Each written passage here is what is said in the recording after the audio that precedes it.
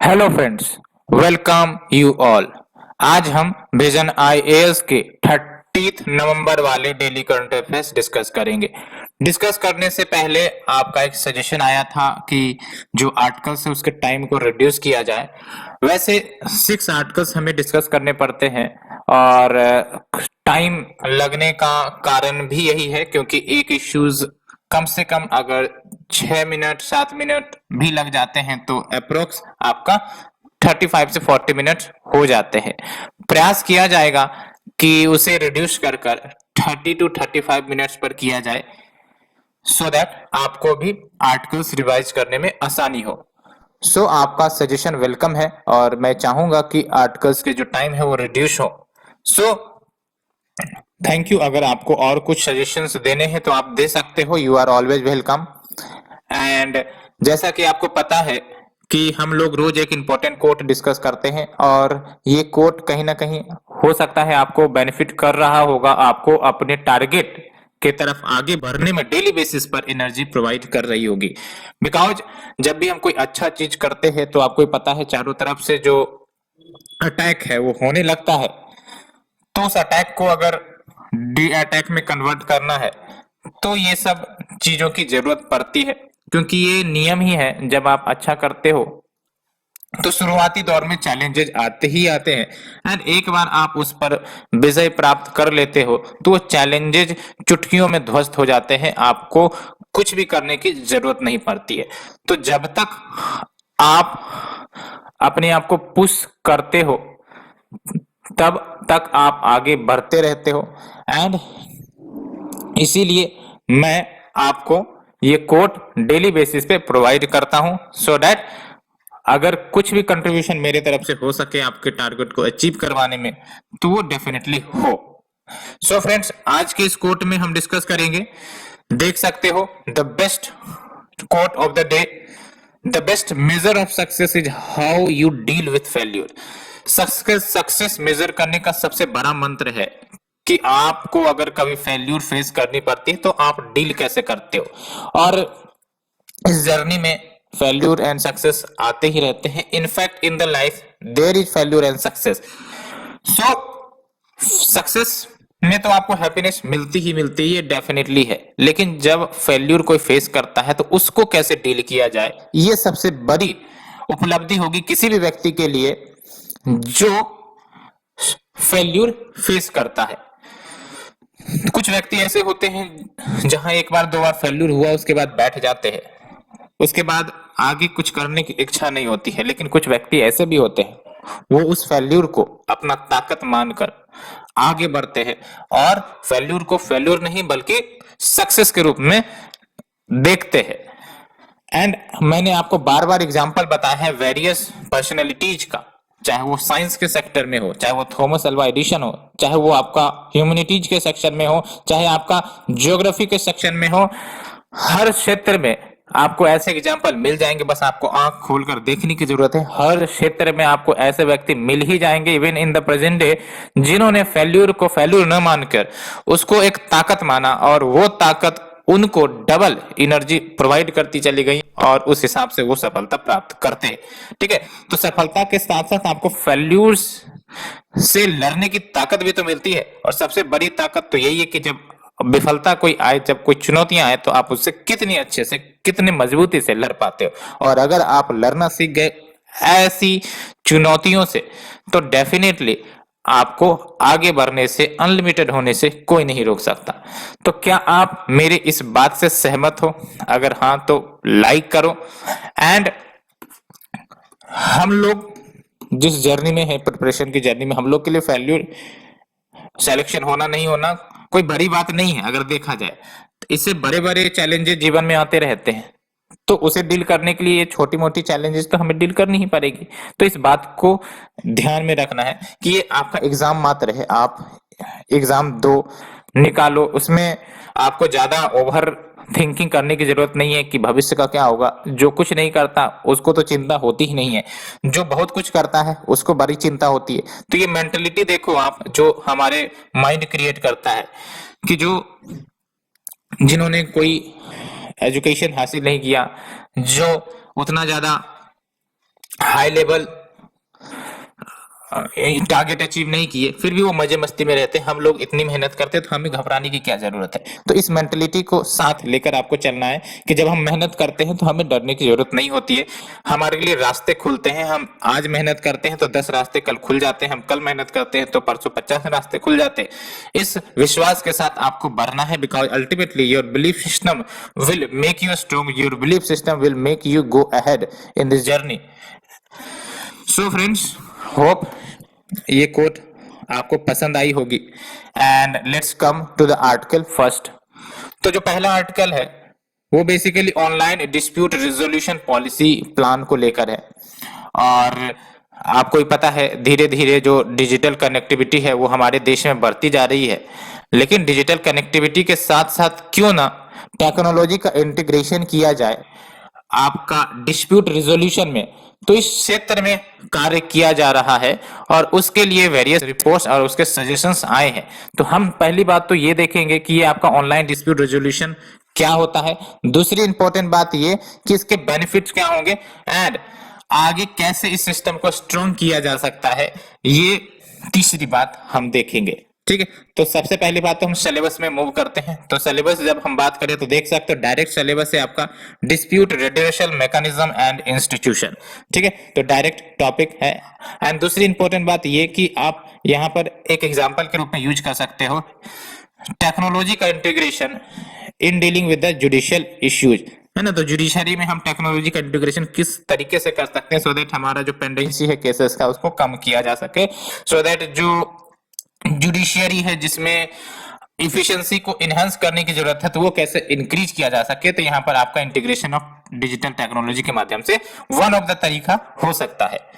तो ये जो आपका रिपोर्ट है ये प्रिपेयर किया गया नीति आयोग कंस्टिट्यूटेड कमिटी के द्वारा, that is the committee to formulate an action plan for ODR, और इसका चेयरमैनशिप कर रहे थे जस्टिस ए के सिकरी। एंड जब हम बात करते हैं ओडीआर की यानी कि ऑनलाइन डिस्प्यूट रेजोल्यूशन की, तो इसमें हम क्या करते हैं टेक्नोलॉजी का इस्तेमाल करते हैं to resolve the disputes outside the public court system. अगर हम ट्रेडिशनली बात करें तो अगर कोई डिस्प्यूट हुआ तो हम लोगों को कोर्ट कचहरी के चक्कर लगाने पड़ते हैं, हमारे चप्पल घिस जाते हैं और टाइम भी काफी ज्यादा लगता है एंड इश्यूज आपका डिले होती जाती है।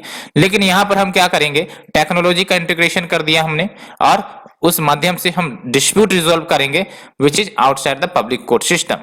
ठीक है, एंड एक आपने सुना होगा alternate dispute resolution. Alternate dispute resolution में जैसे एग्जांपल आपका आर्बिट्रेशन, मेडिएशन, कंसिलिएशन, ये सब तरीके आ जाते हैं। ये भी जो डिस्प्यूट रिजोल्यूशन है आउटसाइड द कोर्ट ही होते हैं।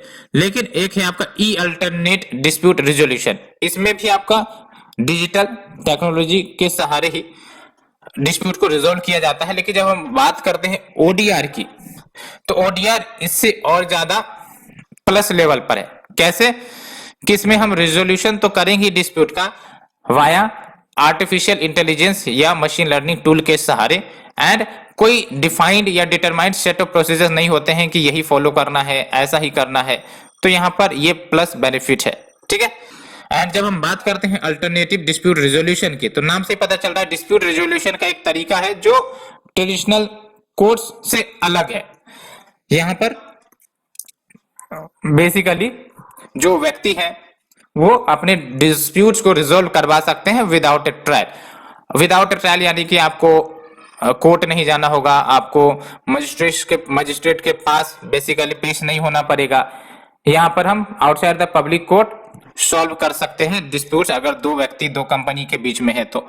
और उसके 4-5 तरीके हैं, एक तो आर्बिट्रेशन के माध्यम से, एक कंसिलिएशन के माध्यम से, एक मेडिएशन के माध्यम से, एक नेगोशिएशन के माध्यम से। ठीक है, जैसे फॉर एग्जांपल एक व्यक्ति है ए, एक व्यक्ति है बी और डिस्प्यूट हो गया किसी इश्यू को लेकर, तो एक तरीका तो यह है कि आप कोर्ट कचहरी जाओ। दूसरा तरीका यह है कि आप अल्टरनेटिव डिस्प्यूट रिड्यूशन मैकेनिज्म का इस्तेमाल करो। इसमें एक तरीका ये होता है कि थर्ड पार्टी मेडिएटर को आप बुला कर लाए जो न्यूट्रल है, एंड उनको सारा खेल बताया कि ये सब इश्यू है, ये सब इश्यू है। उसके बाद ये सजेशन देगा कि हाँ भाई साहब आप ये करो, आप ये करो। उस हिसाब से अगर डिस्प्यूट रिजॉल्व हो जाती है तो आपको कोर्ट जाने की जरूरत नहीं पड़ेगी, अल्टीमेटली डिस्प्यूट सॉल्व हो जाएगा।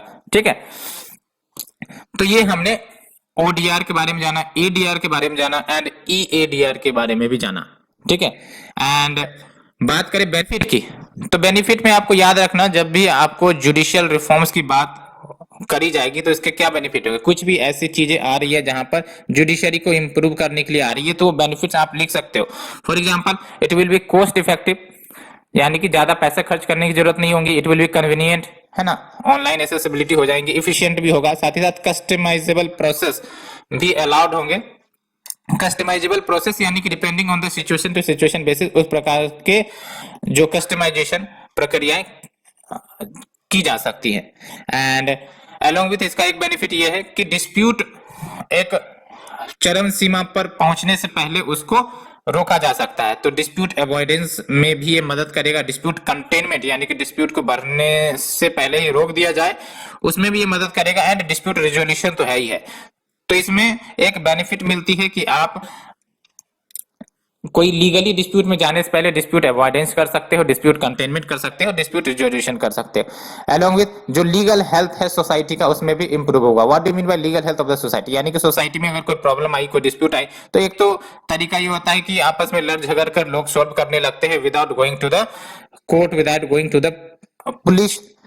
तो ये सिस्टम थोड़ा हट सकेगा, क्यों? बिकॉज सुविधाएं आसान हो जाएंगी, तो लोग लड़ने झगड़ने से अच्छा होगा कि वो आपका इसका इस्तेमाल करे, ओडीआर का इस्तेमाल करे। तो यस, ये स्टेटमेंट याद रखने हैं आपको, can improve the legal health of the society. And along with what, कि अगर कोई कॉन्ट्रैक्ट हुआ है, उसके इन्फोर्सिबिलिटी को लेकर इश्यू आ रही है, तो इस मैकेनिज्म से जो इन्फोर्समेंट है वो और अच्छे से हो सकेगा। And it will also improve the ease of doing business ranking for India. कैसे? अगर इन्फोर्समेंट ऑफ कॉन्ट्रैक्ट्स अच्छे तरह से इंप्रूव होती है, कोई डिस्प्यूट आती है कॉन्ट्रैक्ट्स को लेकर, अगर वो टाइमली सॉल्व हो जाता है, तो जाहिर सी बात है कोई भी इन्वेस्टर्स आएंगे, उनको पता होगा कि भाई साहब डिस्प्यूट तो सॉल्व हो ही जाते हैं, तो क्यों ना हम इंडस्ट्री इन्वेस्टमेंट यहाँ पर करें। तो yes, it will also improve the ease of doing business ranking for India. And क्या आगे किया जा सकता है इस सिस्टम को और ज्यादा स्ट्रेंथन करने की? तो पहली बात तो ये कि प्राइवेट सेक्टर को इनकरेज किया जाए कि वो इनोवेट करे, ग्रो करे इन टेक्नोलॉजी के फील्ड में, सो दैट और ज्यादा एफिशिएंट और ज्यादा सिक्योर मेथड बन सके ये आपका ODR. And along with what, adopting ODR for government litigation. आपको ही पता है गवर्नमेंट लिटिगेशन के मामले जो कोर्ट में वो अटके पड़े रहते हैं लंबे समय से, और इसके कारण जो अन्य मामले हैं वो उनकी सुनवाई में डिले हो जाती है। तो क्यों ना गवर्नमेंट भी इस मैकेनिज्म के माध्यम से अपने डिस्प्यूट्स, अपने जो लिटिगेशन है उसको सॉल्व करवाने में यूज करे। इससे बेनिफिट ये होगा कि जो पब्लिक ट्रस्ट है, कि लोगों को भी भरोसा होगा कि लेट से गवर्नमेंट ने भी अपने डिस्प्यूट को रिजोल्व करने का इस सिस्टम के माध्यम से प्रयास किया है, तो हम लोग भी कर सकते हैं, बिकॉज भरोसा जग जाएगा ओडीआर प्रोसेस में। Next is your promulgate a law to regulate mediation। जो मेडिएशन की प्रक्रिया है, which is an alternative dispute resolution सब टाइप, तो एक लॉ लाया जाए मेडिएशन को रेगुलेट करने के लिए, along with जो data protection, because it will be a digital methodology, तो जो डाटा प्रोटेक्शन को गवर्न करना जरूरी है to conserve privacy as well as self regulatory organisation को कंस्टिट्यूट किया जाए। तो ये सब कुछ आगे करने की प्रक्रिया है, तभी हमारे देश में ओडीआर सिस्टम और ज्यादा स्ट्रेंथन होगा। एंड अगर हम बात करें इंडिया कितना तैयार है ओडीआर के लिए, तो यहाँ पर आपको कुछ सर्टेन गवर्नमेंट की स्कीम्स एंड गवर्नमेंट के एक्शंस बता रहे हैं कि भारत कितना तैयार है। पहली बात तो ODR policy for digital payments RBI ने लेकर आया है। दूसरा, समाधान पोर्टल एमएसएमई के लिए है, और इसमें अगर कोई इश्यू आती है एमएसएमई को लेकर, एमएसएमई के द्वारा, तो समाधान पोर्टल पर रजिस्टर करवा के सॉल्यूशन निकाला जा सकता है। And we have the United Nation convention on international settlement agreement resulting from mediation. इसके बारे में आपने प्रीलिम्स में भी पढ़ा होगा, ये भी आपका इन्फोर्स हो जाएगा इस साल, ठीक है। तो ये इंडिकेट कर रहा है कि भारत भी कहीं ना कहीं धीरे धीरे मजबूत हो रहा है ओडीआर के दिशा में, या फिर अल्टरनेटिव डिस्प्यूट रेजोल्यूशन के दिशा में। एंड यहाँ पर आप देख सकते हो, अगर क्वेश्चन आता है आपको मेंस में, तो आप इस प्रकार के जो डायग्राम है बना सकते हो, क्योंकि और ज्यादा ये क्लियरिटी से बताता है। अगर हम कोर्ट में जाते हैं तो डायरेक्ट क्या होता है, डिस्प्यूट रिजोल्यूशन होगा कि हाँ कोई डिस्प्यूट दोनों के बीच में आई थी और वो रिजोल्व करने के लिए आप जा रहे हो। इसमें तो कोई मेडिएशन एंड कोई कंसिलिएशन की जगह नहीं बचती, डिस्प्यूट है तो उसको सोल्व करना ही पड़ेगा। लेकिन जब हम बात करते हैं अल्टरनेटिव डिस्प्यूट रिजोल्यूशन में, तो एक आपको एडिशनल बेनिफिट मिल जाता है कि डिस्प्यूट रिजोल्यूशन से पहले आप डिस्प्यूट कंटेनमेंट कर सकते हो, डिस्प्यूट को अगर होने से ही पहले आप रोक सकते हो। कैसे? तो यहां पर आपको कोर्ट जाने से पहले सेटलमेंट हो सकता है मीडिएशन के माध्यम से, किसी ऐसे व्यक्ति को बुलाकर जो न्यूट्रल हो, जो आपको वो सजेशन दे कि इस प्रकार से वो इश्यू सॉल्व हो गए। एंड अगर हम बात करें ओडीआर की, तो ओडीआर और ज्यादा प्लस लेवल पर जाता है। कैसे? तो यहाँ पर डिस्प्यूट को होने से ही पहले अवॉइड किया जा सकता है, यानी कि लीगल सजेशन, लीगल गाइडेंस दिया जाएगा, असिस्टेंस दिया जाएगा for those having the grievances. And next is your legal health promotion. Legal health promotion मैंने आपको बताया कि सोसाइटी में जो कानूनी रिलेटेड जो आपका माइंडसेट है वो आपका चेंज होगा, अल्टीमेटली सोसाइटी इन सब मैकेनिज्म का इस्तेमाल करके अपने लीगल हेल्थ सिस्टम को इंप्रूव कर सकते हैं। तो ये हमने कुछ इंपॉर्टेंट बेसिक्स के बारे में जाना। Let's move to the next article. ये जो दूसरा आर्टिकल है आपका, ये डाटा बेस्ड आर्टिकल है एंड ये आप मेंस में यूज कर सकते हो, इवन ये प्रीलिम्स में भी आएगा। ठीक है, सो क्या टॉपिक है? National health accounts estimates for India for 2017-18 वो रिलीज करी गई है। तो इससे पहले हम सिलेबस को देख लेते हैं। तो आप देख सकते हो ये जो आपका आर्टिकल 2 है, issues related to development and management of social sector या services relating to the health.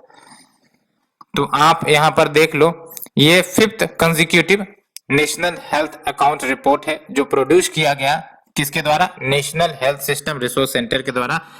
और ये जो आपका national health resource system centre है, इसको अब national health accounts technical secretariat घोषित कर दिया गया है 2014 में ही हेल्थ मिनिस्ट्री के द्वारा। तो ये जो आपका एनएचए एस्टिमेट्स है, ये प्रिपेयर किए जाते हैं बाय यूजिंग अकाउंटिंग फ्रेमवर्क जो internationally accepted system of health account 2011 पर आधारित है। यानी कि ये जो आपका सिस्टम ऑफ हेल्थ अकाउंट 2011 है, ये WHO के द्वारा प्रोवाइड की गई थी। इसी के फ्रेमवर्क के आधार पर इसमें बेसिकली पैरामीटर सब मेंशन्ड होते हैं, ग्राउंड मेंशन्ड होते हैं। तो उन सब के आधार पर भारत ने एनएचए एस्टिमेट्स को प्रिपेयर किया है, तो ये एक अच्छी बात है। बात करते हैं क्या की ट्रेंड रहे हैं। तो यहाँ पर कंपैरिजन करके बताया गया है 2013-14 वर्सेस 2017-18। तो पहला आप देख सकते हो जो आउट ऑफ पॉकेट एक्सपेंडिचर है as a share of total health expenditure, ये आपका बढ़ा है। तो ये चिंता की बात इसलिए है क्योंकि out of the pocket expenditure का मतलब क्या होता है कि जो व्यक्ति है खुद अपनी जेब से पैसे खर्च कर रहा है। तो आउट ऑफ पॉकेट एक्सपेंडिचर का मतलब ये हुआ कि कोई पर्सन है उसको कितना रुपया अपने जेब से खर्चा करना पड़ रहा है for treatment of the patient, for treatment of the disease. तो पहले 100 रुपये में 64.2 रुपये जनता के द्वारा खर्च किए जाते थे हेल्थ इश्यूज को डील करने के लिए, लेकिन 2017-18 में देखा जाए तो ये खर्च बढ़ गया है। इसका मतलब अब ज्यादा खर्च जनता के द्वारा किया जा रहा है अपने जेब से for their health to treatment of the disease. इसका मतलब ये हुआ कि अब हेल्थ में तो वो ज्यादा खर्च कर रहे हैं, लेकिन इसके कारण होगा क्या कि उनके पास रुपीज कम बचेंगी कि वो अन्य सेक्टर में पैसे खर्च करे। फॉर एग्जांपल बच्चों के एजुकेशन को लेकर खर्च करना था, लेकिन वो कम कर पाएंगे। क्यों? बिकॉज हेल्थ सेक्टर में खर्च उनके बढ़ गए। तो कहीं ना कहीं एक दिक्कत वाली बात है। लेकिन यही अगर गवर्नमेंट ज्यादा कंट्रीब्यूट करती तो फिर जनता को कम खर्च करने पड़ते अपने जेब से, तो जो सेविंग्स होती वो दूसरे सेक्टर में, बच्चे के पढ़ाई में एज वेल एज आपका अदर फील्ड्स में किया जा सकता था। तो ये एक इश्यू आ रही है। दूसरा इंपॉर्टेंट फैक्ट ये है कि जो शेयर है गवर्नमेंट हेल्थ एक्सपेंडिचर का इन द टोटल जीडीपी वो बढ़ा है, तो ये प्लस पॉइंट है। पहले गवर्नमेंट जीडीपी के रेस्पेक्ट में 1.15 खर्च करती थी, अब वो बढ़कर 1.35 हो चुकी है। लेकिन फिर भी अगर देखा जाए तो काफी कम खर्च गवर्नमेंट हेल्थ सेक्टर में करती है अगर डिजीज बर्डन भारत की देखे तो। Next is your share of government health expenditure in total health expenditure. 28.6% पहले खर्च करती थी, अब जो है 40.8% गवर्नमेंट हेल्थ एक्सपेंडिचर करती है टोटल हेल्थ एक्सपेंडिचर के मामले में। एंड ये भी एक अच्छी बात है कि गवर्नमेंट हेल्थ एक्सपेंडिचर अगर पर कैपिटा टर्म्स में देखे, यानी कि एक व्यक्ति पर गवर्नमेंट कितना खर्च कर रही है हेल्थ के मामले में, तो पहले आपका 1042 रुपीज प्रति व्यक्ति पर खर्च किया जाता था, अब वो बढ़कर 1753 रुपये हो गए हैं। एंड नेक्स्ट इज योर जो प्राइमरी हेल्थ केयर का शेयर है करेंट गवर्नमेंट हेल्थ एक्सपेंडिचर में, यानी कि गवर्नमेंट जो हेल्थ एक्सपेंडिचर में खर्च करती है उसमें जो प्राइमरी हेल्थ केयर पर खर्च करती है वो आप देख सकते हो पहले 51.1% हुआ करता था, अब वो बढ़कर 54.7% हुआ है। एंड अगर हम बात करें एक्सटर्नल या donor funding for health as a percentage of total health expenditure, यानी कि कोई एक्सटर्नल एड या फिर डोनर फंडिंग आती है क्या as per the total health expenditure, तो बहुत कम आती है। 0.3% जो आपका 2013-14 में था, अब बढ़कर 2.3% हो गया है। अन्य क्या की फाइंडिंग है, तो पहली बात तो ये कि जो प्राइमरी एंड सेकेंडरी केयर है, प्राइमरी एंड सेकेंडरी केयर यानी कि जो आपके उतने बड़े डिजीज नहीं होते हैं जो लोकल लेवल पर सॉल्व किए जा सकते हैं, आपने प्राइमरी हेल्थ केयर सर्विसेज के बारे में सुना होगा। सेकेंडरी में बेसिकली हाँ हॉस्पिटलाइजेशन के इश्यूज आते हैं, तो जो आपका प्राइमरी एंड सेकेंडरी केयर है उसमें more than 80% of the government health expenditure जाता है। प्राइमरी के बारे में हमने बताया, यहां देख सकते हो प्राइमरी हेल्थ केयर में आपका लगभग 54.7% गवर्नमेंट खर्च करती है, लेकिन अगर हम प्राइमरी के साथ सेकेंडरी को जोड़ते तो लगभग 80% गवर्नमेंट का जो एक्सपेंडिचर है हेल्थ में वो आपका इसी में जाता है। एंड जो शेयर है सोशल सिक्योरिटी एक्सपेंडिचर का हेल्थ में, सोशल सिक्योरिटी एक्सपेंडिचर का क्या मतलब हुआ, for example government various social health insurance program लेकर आती है, as well as government financed health insurance scheme या फिर मेडिकल रिएम्बर्समेंट जो गवर्नमेंट एम्प्लॉयज को दिया जाता है वो बढ़ा है। तो इससे बेनिफिट क्या होगा, इससे बेनिफिट ये होगा कि जो जनता है उनको कम खर्च करने पड़ेंगे हेल्थ केयर सेक्टर में, एंड जो बचे हुए पैसे होंगे वो एजुकेशन में, वो कोई बिजनेस में, वो कोई फूड एंड न्यूट्रिशन को बढ़ाने के लिए खर्च कर सकते हैं। तो अदर बेनिफिट्स होने लगेगी जनता को अगर गवर्नमेंट का जो शेयर है सोशल सिक्योरिटी एक्सपेंडिचर में वो बढ़ता है। तो ये क्वेश्चन भी आ चुके हैं आपके मेंस में। सो ये हमने आर्टिकल नंबर 2 डिस्कस किया, इसमें आपका डाटा बेस्ड फैक्ट था।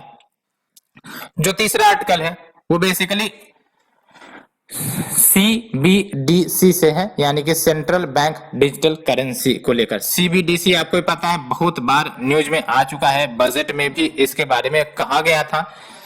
तो न्यूज ये है कि आरबीआई चाहता है कि जो डिजिटल करेंसी है उसको बैंक नोट के डेफिनेशन में इंक्लूड किया जाए। अब बैंक नोट का क्या डेफिनेशन होता है आपको पता है कि आपका legal tender as well as आपका फयाट करेंसी। फयाट करेंसी मतलब क्या होती है, जो गवर्नमेंट के द्वारा इश्यू की जाती है। तो जो डिजिटल करेंसी आरबीआई लेकर आएगा जिसका नाम भी है सेंट्रल बैंक डिजिटल करेंसी, उसको बैंक नोट के डेफिनेशन में इंक्लूड किया जाए, तभी ये बैंक नोट के इक्वली वैल्यू होगा अगर देखा जाए तो। अगर हम बात करें सिलेबस की तो आप यहां पर देख लो article number 3 Indian economy and issues related to planning mobilisation of resources growth development employment, इसके अंतर्गत ये आपका कवर होगा।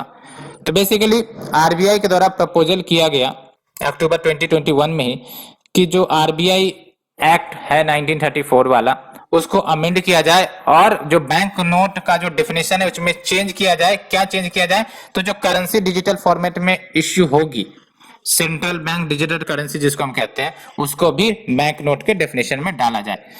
एंड अगर हम बात करते हैं सेंट्रल बैंक डिजिटल करेंसी की, क्योंकि क्वेश्चन आपको यही पूछा जाएगा what do you mean by central bank digital currency, what is its pros and cons, तो ये आपको ध्यान में रखने हैं, ठीक है।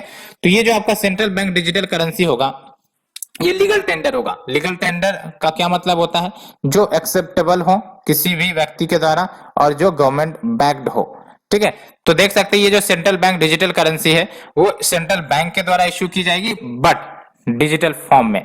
ऐसे अगर सेंट्रल बैंक इश्यू करती है करेंसी को तो वो फिजिकल करेंसी के रूप में आप भी जानते हो, जो आप ट्रांजेक्ट करते हो फिजिकली, लेकिन जब यही डिजिटल फॉर्म में इश्यू होने लगे तो वो आपका कहलाएगा central bank digital currency and it will be same as the fiat currency, यानी कि फायट करेंसी के समान ही होगा। फायट करेंसी का मतलब हमने आपको बताया which is backed by the government and exchangeable होगा 1 to 1 with the fiat currency. तो एक्सचेंज भी आराम से होगा, इस एक्सचेंज में भी कोई इश्यूज नहीं आएंगी। सिर्फ और सिर्फ फॉर्म डिफरेंट है, यानी कि एक फिजिकल था पहले और अब डिजिटल हो जाएगा, बाकी सब चीज होंगी। आपका एक्सचेंज भी होगा एंड ये गवर्नमेंट की तरफ से बैक्ड भी है एंड आपका ये लीगल टेंडर भी होगा। तो क्या एडवांटेज हमें देखने को मिलेगा अगर सीबीडीसी रियलिटी बन जाती है? तो पहली बात तो ये कि जो भारत है, भारत में डिजिटल पेमेंट्स काफी तेजी से बढ़ रहे हैं। आजकल तो सब्जी दूध सब रिलेटेड ट्रांजैक्शंस होते हैं वो भी आपका डिजिटल पेमेंट के माध्यम से होने लगते हैं। तो एक तरफ आपका डिजिटल पेमेंट्स जो सिस्टम है वो अच्छा होगा और दूसरी तरफ जो कैश यूजेज है, कैश यूजेज के इंटरेस्ट वो भी सस्टेन रहेंगे। कहने का मतलब ये है कि एक तरफ आपका डिजिटल पेमेंट्स का भी इन्वायरमेंट मजबूत होगा और दूसरी तरफ जो कैश यूजेज का इन्वायरमेंट है वो भी सस्टेन रहेगा। और दूसरा एडवांटेज की बात करें तो पहली बात आपको यह समझनी पड़ेगी, आपने पढ़ा भी होगा कि इंडिया का जो high currency to GDP ratio है। What do mean by high currency to GDP ratio? यानी कि जीडीपी के कंपैरिजन में भारत फिजिकल करेंसी ज्यादा रखता है।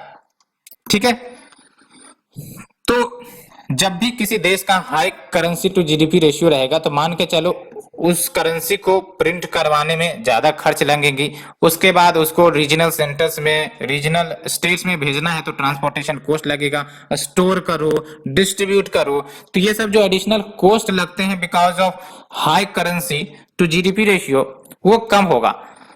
तो कहीं ना कहीं एक अच्छा खासा बचत गवर्नमेंट को होगा। एंड नेक्स्ट इज योर कि जो आजकल वेरियस प्राइवेट वर्चुअल करेंसीज आ रहे हैं, फॉर एग्जांपल बिटकॉइन आ रहा है as well as other currencies जो आ रही हैं जो काफी ज्यादा फ्लक्चुएटिंग है, जो कहीं ना कहीं किसी सेंट्रल अथॉरिटी के द्वारा बैक्ड नहीं है।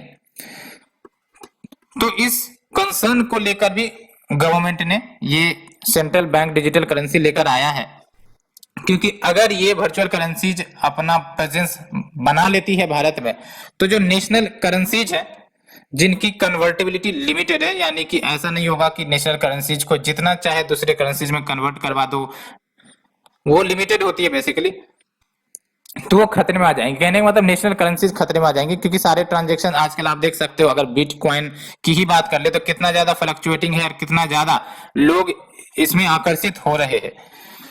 तो ये कंसर्न की बात थी।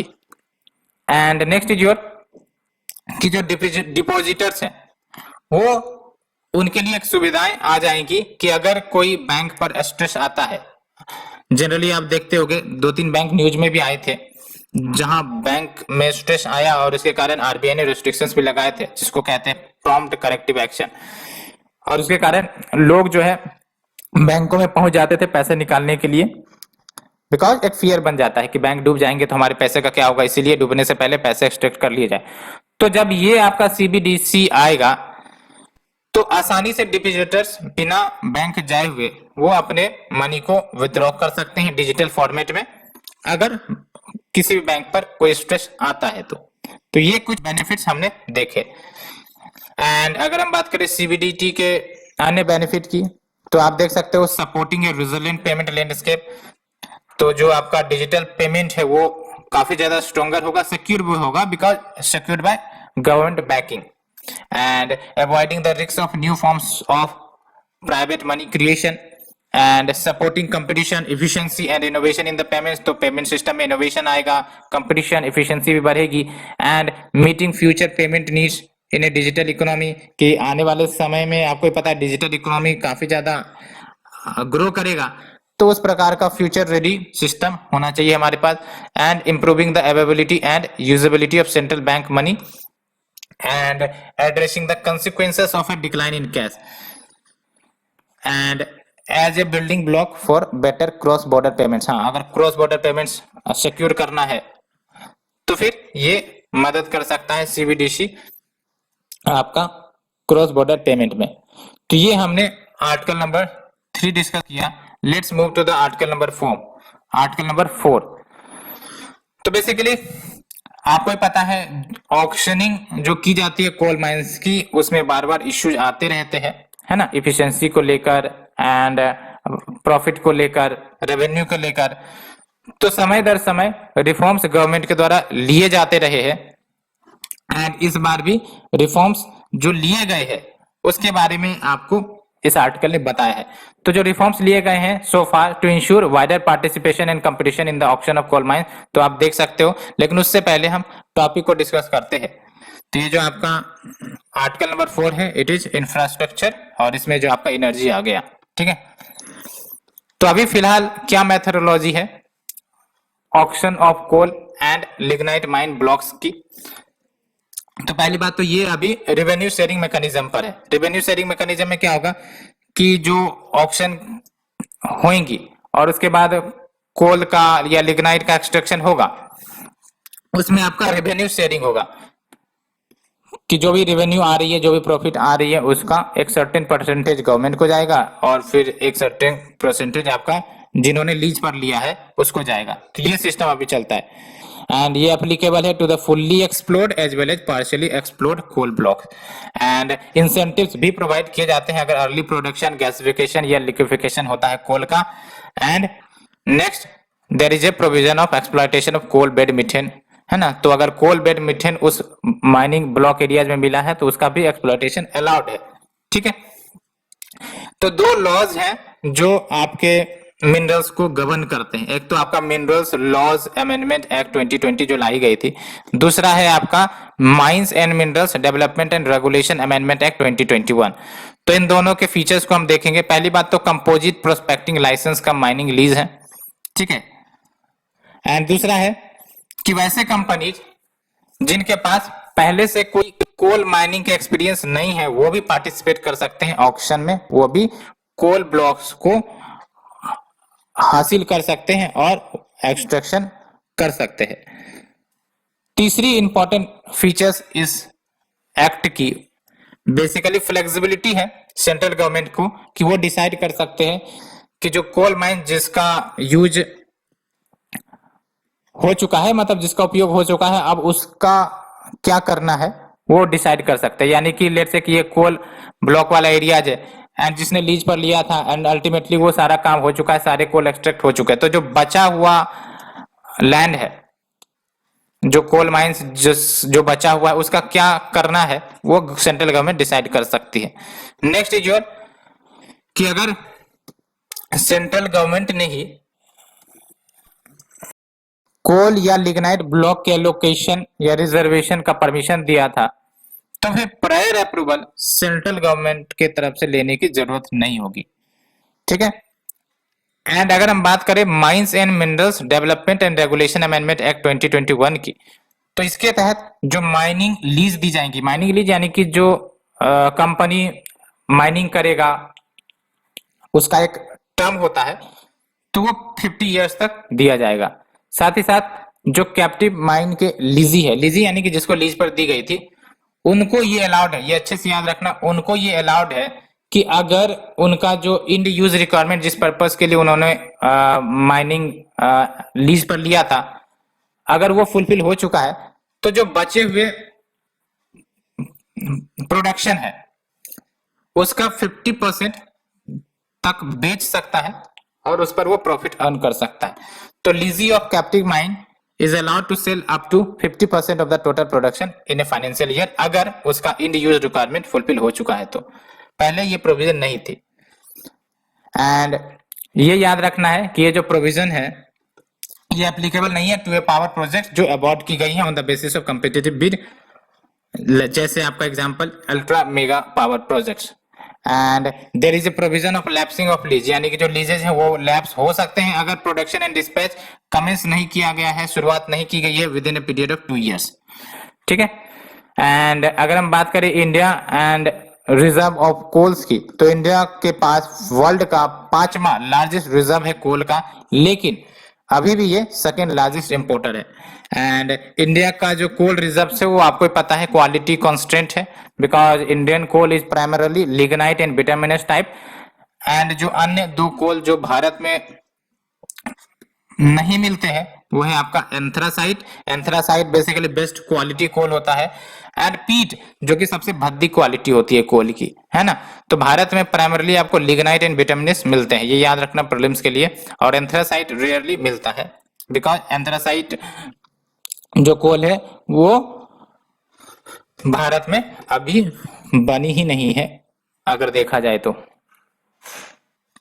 एंड यहाँ पर आप देख सकते हो जो मैप है आपका, ये बताया गया है टर्सरी कोल डिपोजिट। टर्सरी कोल डिपोजिट यानी कि जो जियोलॉजिकल हिस्ट्री है अर्थ की, उसमें एक टर्सरी पीरियड आप पढ़ते होगे, तो उस समय के बने हुए कोल जो बिटुमिनस एंड आपके लिग्नाइट वाले होते हैं। तो यहाँ पर आप गोंडवाना कोल फील्ड्स कहाँ है, कुछ एग्जाम्पल लोकेशन देख सकते हो, रानीगंज, बोकारो, सिंगरौली, कोरबा, तालचर, वर्धा, बीरभूम, झरिया नॉर्थ, करणपुर, सोहागपुर, इब वैली, सतपुरा, गोदावरी, राजमहल यहाँ पर मिलते हैं। और जो टर्शरी कोल या फिर lignite field Assam, Meghalaya, Cambay, Bikaner, Neyveli, Barmer, Sanchore, Jammu and Kashmir, यहाँ पर आपको टर्शरी कोल यानी कि ये रिसेंट में बने हैं। गोंडवाना यानी कि इनको बने हुए काफी ज्यादा समय हो चुका है, एंड दैट्स वाई ये जो गोंडवाना कोल फील्ड होते हैं इनकी जो आपका कैलोरीफिक वैल्यू होती है वो अच्छी खासी होती है, ठीक है। तो ये गुड क्वालिटी होते हैं गोंडवाना वाले, एंड टर्सरी में जो क्वालिटी है वो कहीं ना कहीं उतनी ज्यादा नहीं होती है। सो ये डिस्कस करने के बाद let's move to the next article. तो आप यहाँ पर नेक्स्ट आर्टिकल देख सकते हो, Haryana along the lost Saraswati trail a 1600 year old site of continued habitation. तो आपने सरस्वती रिवर के बारे में सुना होगा जो अब एग्जिस्टेंस में नहीं है, और इसी से रिलेटेड कुछ एविडेंस हमें मिले हैं। तो सिलेबस में देख सकते हैं, तो हिस्ट्री का सिलेबस ये होगा आपका, एंड यहाँ पर आप देख सकते हो paper number GS paper 1, and ये आपका Indian culture, it will cover the salient aspects of art form, literature, architecture from ancient to modern time. तो हालांकि ये एंशिएंट का आपका इश्यू है। तो देख सकते हो एक आर्कियोलॉजिकल साइट हरियाणा के संधई विलेज जो कि आपका यमुनानगर डिस्ट्रिक्ट में पड़ता है, वहां पर डिस्कवर किया गया, और इसका कहीं ना कहीं लिंकेजेज सरस्वती रिवर के अलोंग जो हैबिटेशन हुआ करती थी जो अब लॉस्ट हो गई है उससे जोड़ा जा रहा है। तो अगर हम बात करें सरस्वती की, तो ये मैथिकल रिवर है जो एंशिएंट हिंदू स्क्रिप्चर्स में मेंशन है, और कहा जाता है कि ये जो आपका सरस्वती रिवर है लगभग 5000 साल पहले एग्जिस्ट किया करती थी, लेकिन ये डिसअपेयर हो गई क्योंकि अर्थक्वेक जैसी घटनाएं उन रीजन में देखने को मिली थी, एंड अदर जियोग्राफिकल डेवलपमेंट के कारण। क्योंकि जब भी अर्थक्वेक आता है तो आपको पता है जियोलॉजिकल जो आपका पोजीशन है उसमें बदलाव आते हैं, डिस्टर्बेंसेस आते हैं, तो उसके कारण ये जो रिवर है वो भी डिस्टर्ब हो गई थी। क्या की फाइंडिंग है? तो पहली बात तो हैबिटेशन के एविडेंस मिले हैं, जैसे bricks, earthenware and remains of statue. And दूसरा आपका रिलीजियस एविडेंस। रिलीजियस एविडेंस में जो आपका नगारा स्टाइल टेम्पल के स्टोन्स मिले हैं, and sculptural evidence of pillar, ये तो मिला ही मिला है, apart from material related to base of the construction.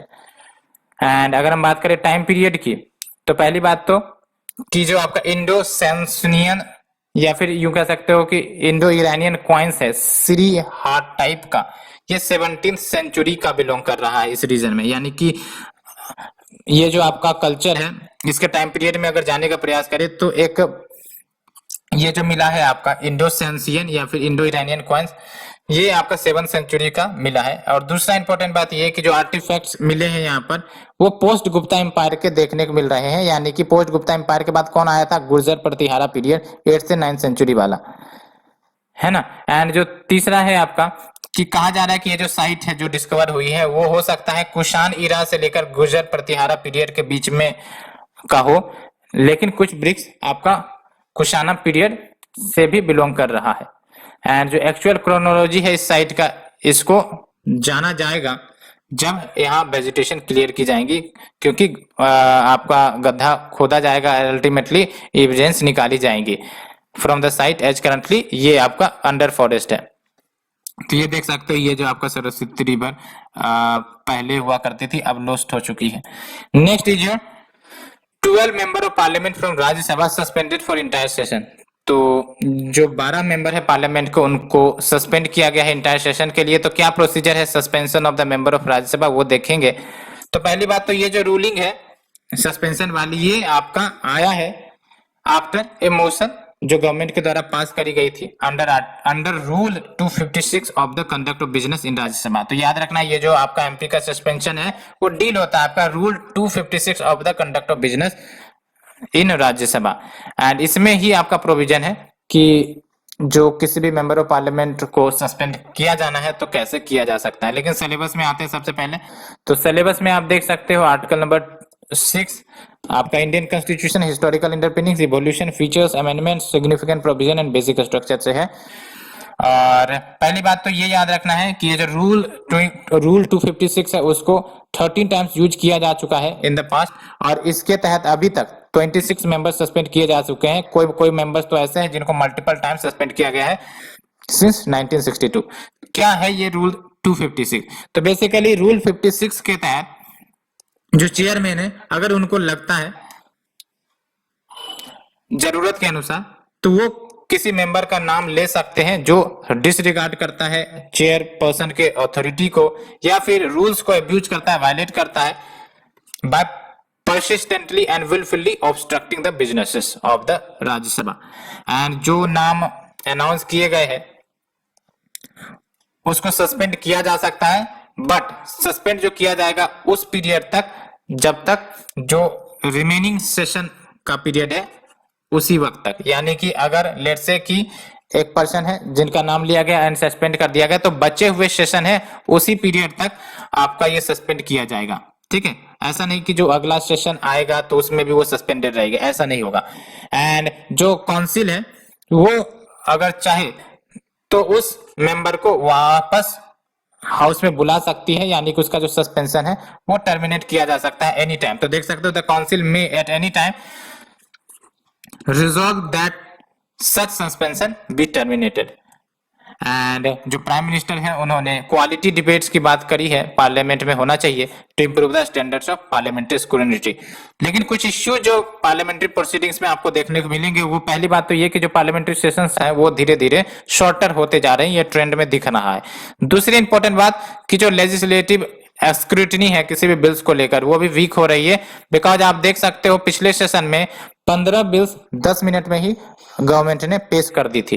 And next is your gradual marginalisation of parliamentary committees, यानी कि जो पार्लियामेंट्री कमिटीज हैं उनके भी रोल को दरकिनार किया जा रहा है। कैसे हम कह सकते हैं उनके रोल को दरकिनार किया जा रहा है? पहली बात तो ये डाटा देख लो, 14th लोकसभा जो कि 2004 से 2009 के बीच थी, 60% ऑफ द बिल्स वो रेफर की जाती थी पार्लियामेंट्री कमिटीज को, 71% रेफर की जाती थी 15th लोकसभा का अगर टर्म पीरियड देखें। लेकिन अगर हम देखें 16th लोकसभा के टर्म पीरियड जो कि 2014 से 19 के बीच है, ओनली 27%। एंड अगर हम बात करें 17th लोकसभा जो कि प्रेजेंट पीरियड है, उसमें सिर्फ और सिर्फ 12% रेफर करी गई है। ठीक है, तो आप देख सकते हो ट्रेंड जो है वो आपका डिक्लाइन किया जा रहा है। सो फ्रेंड्स, ये थी हमारी आज की आर्टिकल डिस्कशन। फिर से लंबा चला गया, but I am really sorry. मैं कोशिश करूंगा कि इसको टाइमली कम किया जा सके। सो फ्रेंड्स, आज के लिए इतना ही। Thank you very much.